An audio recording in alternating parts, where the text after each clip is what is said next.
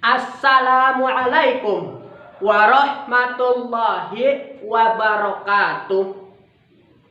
Alhamdulillahi haqqu hamdi. Wassalatu wassalamu ala khairi khalqih Sayyidina Muhammadin abdihi wa rasulihi wa ala alihi wa sahbihi min ba'dihi amma ba'd. Tabarrukan bil Imamil Abu Hamid Al-Ghazali fi kitabil Bidayatil Hidayah ala matnil Maraqiyil Ubudiyah al-musannif yang dikarang Al-Imam Muhammad Nawawi Al-Bantani Al-Jawi, Indonesia. Yang saya hormati para dewan juri yang santun dan berbudi, para peserta lomba generasi bangsa Indonesia. Pertama dan yang paling utama, marilah kita panjatkan puja dan puji syukur kehadirat Allah Subhanahu wa Ta'ala. Karena berkat limpahan barokahnya kita dapat mengadakan acara yang insya Allah diberkahi Allah Subhanahu wa Ta'ala. Salawat serta salam terus kita curahkan kepada junjungan kita, Habibana wa Nabiyana Muhammad sallallahu alaihi wasallam. Karena beliaulah yang mengubah masa jahiliyah menjadi masa kepintaran.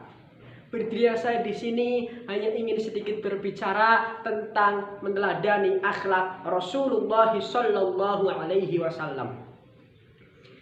Muslimin, muslimat, mukminin, mukminat yang semoga dirahmati Allah.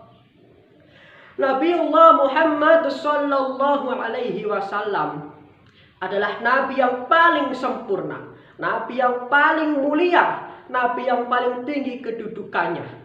Kenapa Nabi Muhammad bisa sempurna, bisa mulia, bisa tinggi kedudukannya? Tidak lain karena akhlaknya yang begitu tinggi, akhlaknya yang begitu luar biasa. Saking luar biasanya akhlaknya Rasulullah sampai Allah Subhanahu wa Ta'ala berfirman di dalam Al-Quran yang berbunyi, A'udzu billahi minasyaitonir rajim.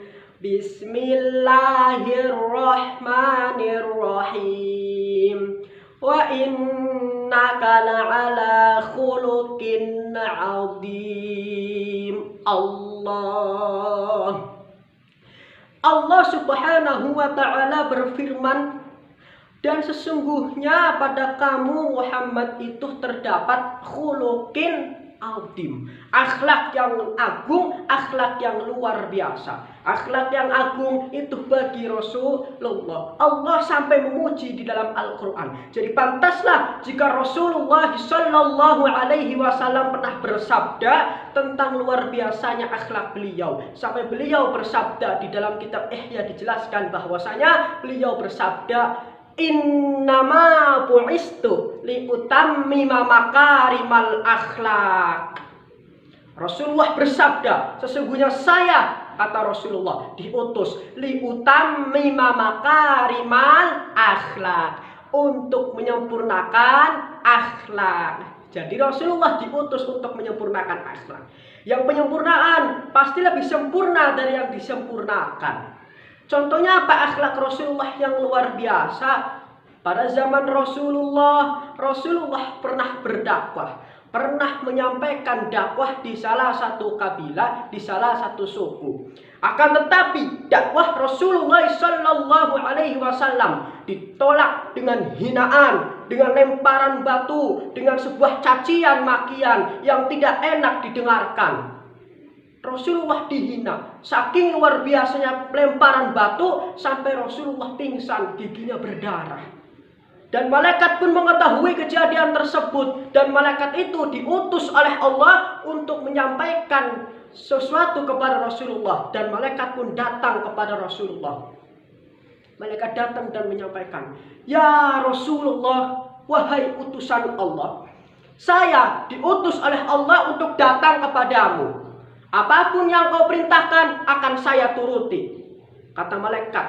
Dan malaikat pun melanjutkan pembicaraannya dengan mengatakan, Ya Rasulullah, apakah kau menginginkan aku, kata malaikat, mengangkat 2 gunung dan dihimpitkan di kota tersebut agar orang-orang tersebut hancur tanpa sisa ya Rasulullah.